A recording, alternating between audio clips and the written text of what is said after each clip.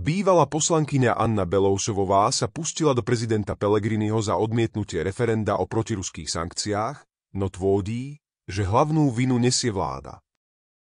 Upozornila na to, že kabinet Roberta Fica sankcie ticho podporuje, keďže pri hlasovaní nevyužíva právo veta.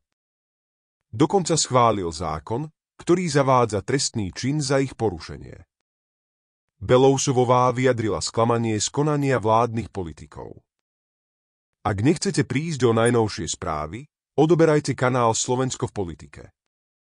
Tak ako sa dalo čakať, prezident Slovenskej republiky Peter Pellegrini nevypíše referendum za zrušenie protiruských sankcií. Kto čakal iné, je naivný.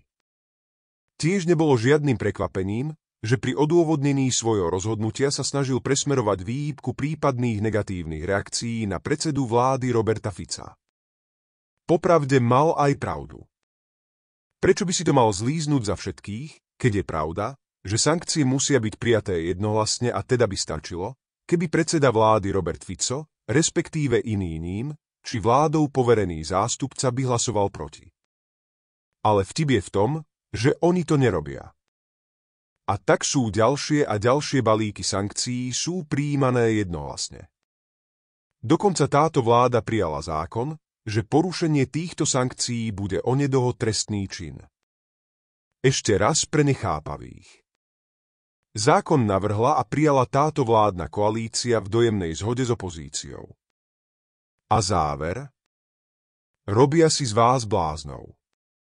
To, že Danko bude teraz vyskakovať pred kamerami, aký je šokovaný z rozhodnutia prezidenta, to je len taký koaličný folklór.